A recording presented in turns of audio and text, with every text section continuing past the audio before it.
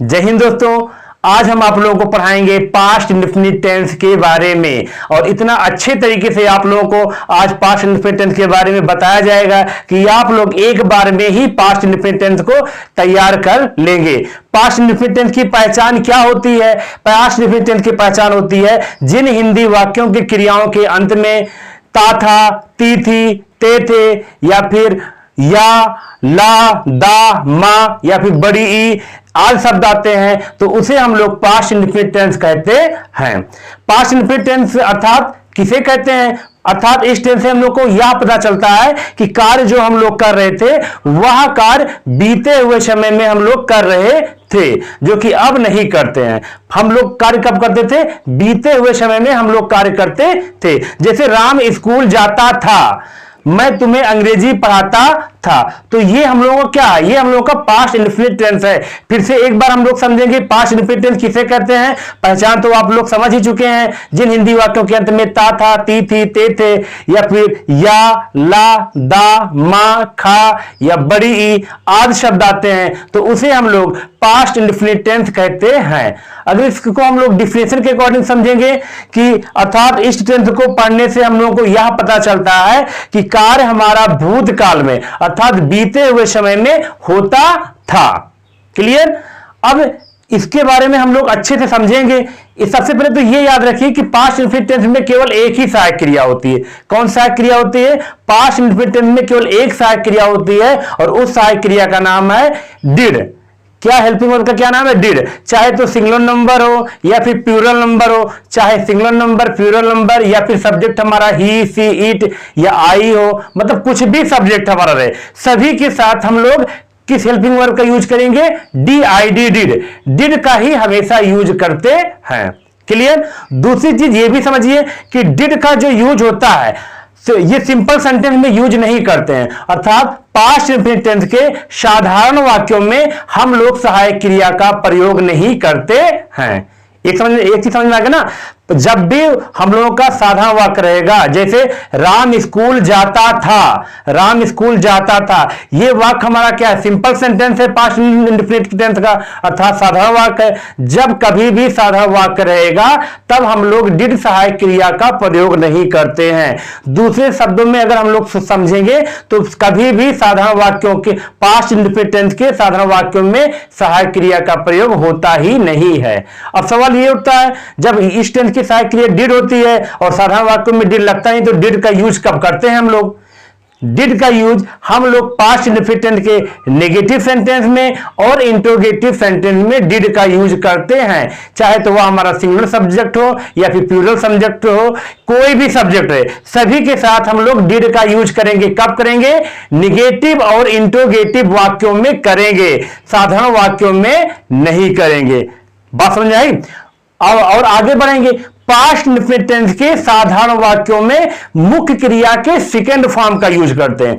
किसका यूज करते हैं? अगर वाक्य हमारा साधारण वाक्य है तब हम लोग मुख्य क्रिया के सेकंड फॉर्म का यूज करेंगे। और अगर पास्ट इंडेफिनिट टेंस का हम लोग का नेगेटिव या फिर इंटरोगेटिव है, नेगेटिव मतलब जिसमें नहीं लगा हो, इंटरोगेटिव मतलब जिससे कोई प्रश्न पूछे, तो इस प्रकार के वाक्यों में हम लोग मुख्य क्रिया के फर्स्ट फॉर्म का यूज करेंगे। बात समझ में आई आप लोगों को? क्या चीज समझना है आप लोगों को? सबसे पहले जब हम लोगों का साधारण वाक्य रहेगा तब हम लोग डिड सहायक क्रिया का यूज नहीं करेंगे। डिड का यूज कब होता है? नेगेटिव और इंटरोगेटिव के वाक्यों में सभी कर्ता के साथ। क्लियर? दूसरा चीज, साधारण वाक्यों में हम लोग मुख्य क्रिया के सेकंड फॉर्म का यूज करते हैं, नेगेटिव और इंटरोगेटिव में हम लोग मुख्य क्रिया के फर्स्ट फॉर्म का यूज करते हैं।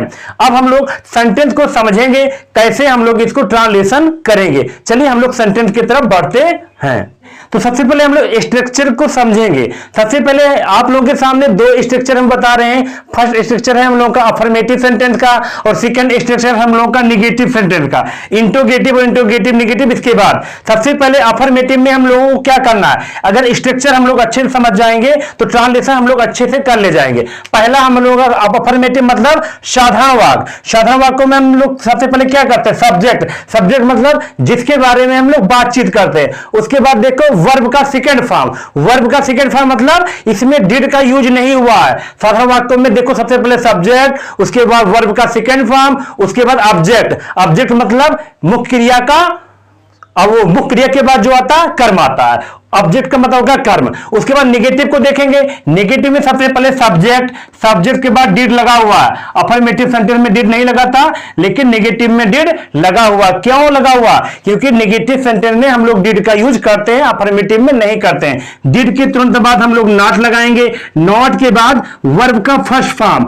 अफर्मेटिव में वर्ब का सेकंड फॉर्म लगता था, लेकिन नेगेटिव में वर्ब का फर्स्ट फॉर्म लगेगा, और उसके बाद हम लोग ऑब्जेक्ट लिखेंगे। जैसे हम लोग एक एग्जांपल से हम लोग देखते हैं, पहला सेंटेंस हमारा है राम स्कूल जाता था। तो सबसे पहले राम स्कूल जाता था, ये हम लोगों का सिंपल सेंटेंस है, अर्थात साधारण वाक्य है। तो साधारण वाक्य इसी को हम लोग फॉलो करेंगे। यहां पे क्या सबसे पहले सब्जेक्ट, सब्जेक्ट किसके बारे में बात कर रहे हैं? राम के बारे में। तो यहां पे हो जाएगा राम। राम के बाद यहां पे क्या लिखा है? वर्ब का सेकंड फॉर्म। राम का काम इसमें क्या है? जाता। गो का सेकंड फॉर्म क्या होता है? वेंट। क्या हो जाएगा? Went. Ram went to school. क्या हो जाएगा? Ram went to school. अगर इसी को हम लोग नेगेटिव में चेंज करेंगे तब क्या होगा? नेगेटिव में इसको देखेंगे, अगर इसको मान लेते हैं राम स्कूल नहीं जाता था, राम स्कूल नहीं जाता तो इस स्ट्रक्चर को फॉलो करेंगे। सबसे पहले क्या है? सब्जेक्ट। सब्जेक्ट यहां पे क्या हो जाएगा हमारा? राम। राम के बाद देखो डिड लगा हुआ है। इस चीज का झंझट इसमें खत्म है कि सिंगुलर नंबर या प्लूरल नंबर चाहे जो है सभी के साथ डिड लगाएंगे। राम डिड, उसके बाद तब यहां पे क्या लिखा गया है? नॉट। उसके बाद वर्ब का फर्स्ट फॉर्म, इसमें वेंट लिखा गया था लेकिन इसमें वर्ब हमारा गो रहेगा, गो टू स्कूल। ये हम लोगों का सेंटेंस होगा। इसी प्रकार से एक सेंटेंस और हम लोग देखते हैं, उसने मुझे एक कलम दिया। यानी कि उसने मुझे एक कलम दिया, इससे क्या पता चल रहा है कि उसने मुझे कलम कब दिया था? दिया यानी कि अभी भी नहीं दे रहा है। उसने मुझे एक कलम दिया यानी कि बीते हुए समय में उसने मुझे एक कलम दिया। इसका मतलब ये हम लोगों का पास्ट इंडेफिनिट टेंस है। कैसे करेंगे? हम लोग स्ट्रक्चर के अकॉर्डिंग जाएंगे। सबसे पहले सब्जेक्ट। सब्जेक्ट क्या है? उसने।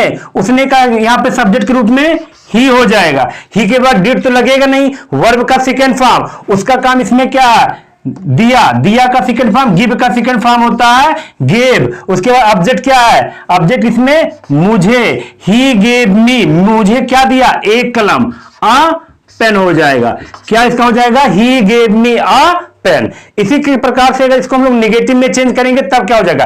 उसने मुझे एक कलम नहीं दिया। नहीं दिया तो इस स्ट्रक्चर को फॉलो करेंगे। सबसे पहले सब्जेक्ट। सब्जेक्ट यहां पे उसने की अंग्रेजी ही के बाद देखो यहां पे क्या दिया गया? डिड। तो यहां पे क्या हम लोग लिखेंगे? डिड हो जाएगा। डिड के बाद क्या लिखा हुआ है? नॉट। तब यहां पे हम लोग नॉट लगा देंगे। नॉट के बाद वर्ब का फर्स्ट फॉर्म, क्योंकि नेगेटिव सेंटेंस में सेकंड फॉर्म नहीं लगता, फर्स्ट फॉर्म लगता है। तो गिव यहां पे क्या हो जाएगा? गिव। ऑब्जेक्ट क्या है? मी आ पेन। उसने मुझे एक कलम नहीं दिया। इसी प्रकार से अगले सेंटेंस की तरफ हम लोग बढ़ते हैं। लड़कों ने अपना पाठ याद किया। ये हम लोगों का अफर्मेटिव सेंटेंस है। तो सबसे पहले अफर्मेटिव यहां पे सब्जेक्ट क्या है? यहां पे सब्जेक्ट को देख के फॉलो करेंगे। सब्जेक्ट यहां पे लड़कों। लड़कों का क्या हो जाएगा? The boys. बॉयज के बाद वर्ब का सेकंड फॉर्म। लड़कों का काम इसमें क्या है? याद करना। तो इसमें लर्न नहीं लिखेंगे, उसका सेकंड फॉर्म लर्नेट। The boys लर्नेट। अब वो ऑब्जेक्ट क्या है? अपना पाठ। देख यहां पे लड़कों है, प्लूरल नंबर है। प्लूरल नंबर है तो अपने की अंग्रेजी क्या हो जाएगा? देयर। और पाठ का होता है लेसन। ठीक। अब अगर मान लीजिए इसी को हम लोग नेगेटिव में चेंज करेंगे तब क्या हो जाएगा? लड़कों ने अपना पाठ नहीं याद किया। इसको देखेंगे। सबसे पहले क्या लिखा है? सब्जेक्ट। सब्जेक्ट यहां पे क्या है? The boys. उसके बाद डिड। क्या लिखेंगे हम लोग? डिड। फिर क्या रहेगा? नॉट। फिर क्या रहेगा? वर्ब का फर्स्ट फॉर्म। लड़कों का काम इसमें क्या? याद करना। तो लर्न हो जाएगा। पिछले में सेकंड फॉर्म लगा था लेकिन इसमें फर्स्ट फॉर्म। अपने की अंग्रेजी, क्योंकि लड़कों है प्लूरल नंबर में है तो अपने की अंग्रेजी देयर हो जाएगा। There lesson. ये होगा। इसी प्रकार से एक सेंटेंस और हम लोग देखते हैं। ये सीता मुझे अंग्रेजी पढ़ाती थी। इसको कैसे सॉल्व करेंगे? यहां पे सब्जेक्ट। सब्जेक्ट यहां पे क्या हमारा? सीता, हम लोग क्या लिखेंगे यहाँ पे, सीता। सीता के बाद वर्ब का सेकंड फॉर्म, सीता का काम इसमें क्या है, पढ़ाती, पढ़ाने का होता है टीच, लेकिन टीच का सेकंड फॉर्म लिखेंगे हम लोग क्योंकि सिंपल सेंटेंस है। तो सीता टॉट हो जाएगा। टीच का सेकंड फॉर्म क्या होता है, टॉट। ऑब्जेक्ट क्या है, मुझे अंग्रेजी पढ़ाती थी ना, तो सीता टॉट मी इंग्लिश। इसका क्या हो जाएगा, सीता मुझे अंग्रेजी पढ़ाती थी, सीता टॉट मी इंग्लिश। अगर इसी को हम लोग नेगेटिव में चेंज करेंगे तब क्या हो जाएगा, सीता मुझे अंग्रेजी नहीं पढ़ाती थी। कैसे सॉल्व करेंगे, सबसे पहले सब्जेक्ट, सब्जेक्ट यहां पे क्या है, सीता, और सीता के बाद यहां पे क्या लिखा है, डिड, DID डिड। उसके बाद क्या लिखा हुआ है, नॉट। इसी को देखते जाएंगे, लगाते रहेंगे, नॉट। उसके बाद वर्ब का फर्स्ट फॉर्म, सीता का काम इसमें क्या है, पढ़ाती, तो इसमें फर्स्ट फॉर्म लगेगा टीच। उसके बाद ऑब्जेक्ट, ऑब्जेक्ट क्या है, मुझे अंग्रेजी पढ़ाती थी ना, तो मी इंग्लिश। इसका हो जाएगा Sita did not teach me English. इसी प्रकार से आप लोग ढेर सारे प्रैक्टिस कीजिए।